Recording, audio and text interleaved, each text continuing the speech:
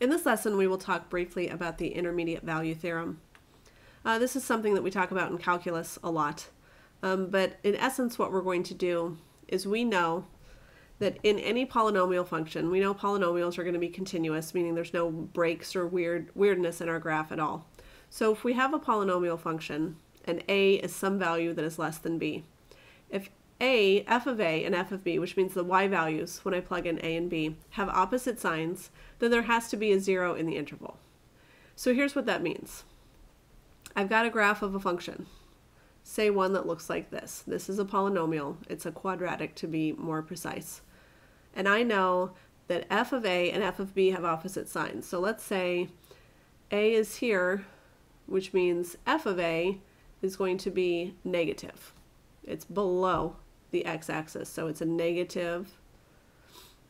And then let's say f of 3, so this is 3, which means this is f of 3, or b, we'll say b is 3, that's positive. So I know somewhere between those 2 points, my graph had to cross the x-axis. That's all it means, which is kind of like a duh. So if one point is below the x-axis and one point is above the x-axis, it makes sense that somewhere between those two, assuming that my line is continuous, meaning I didn't get to pick up my pencil, that it's going to have to cross over the x-axis. That's all the intermediate value theorem tells us. Okay, that's it. So here, if it says show that f of x equals, show that this function has at least one 0 in this interval, then all I have to do is find f of negative 2, and I have to find f of 1/2, and then I can just say, voila, using the intermediate value theorem, I know there has to be a 0 in there. So assuming that these have opposite signs when I'm done, let's go ahead and do that. So in doing the math, I found that f of negative 2 is 6. I found that f of 1/2 is negative 7/8, so I did my work down here in blue to show the fractions that I did.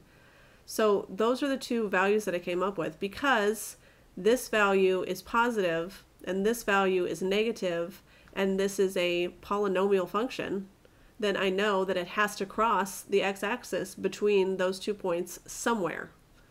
I don't know where, I just know somewhere. So here's the graph of the actual function itself.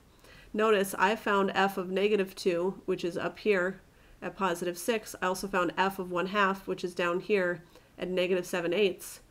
And looking at the graph, it appears that it's going to cross right there at 0.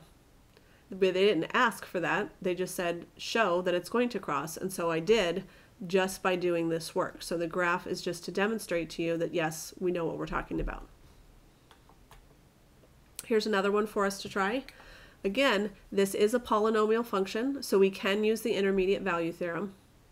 And I can find f of negative 1, and I'm going to find f of 0, and then I'm going to compare those signs.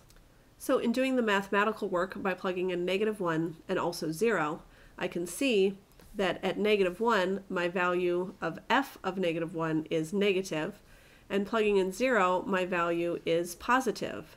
And because this is a continuous function, because it's polynomial, I know that somewhere between negative 1 and 0, my function has to cross over y of 0.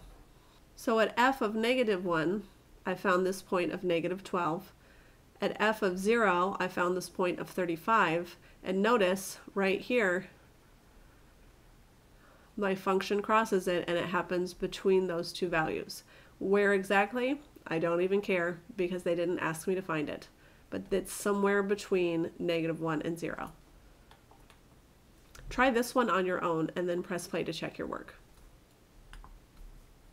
Again, they're being nice to me here and they're giving me the 2 points. They're saying show that it has a 0 in that interval.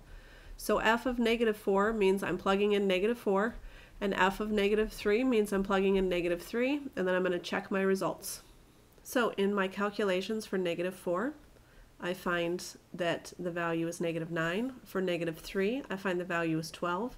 Since one is negative, one is positive, and this is a continuous function, I know that between these 2 points that it must go through 0. So I did not graph this one for you, but you are welcome to graph that function in Desmos. and verify that it does in fact go through 0 between -4 and -3.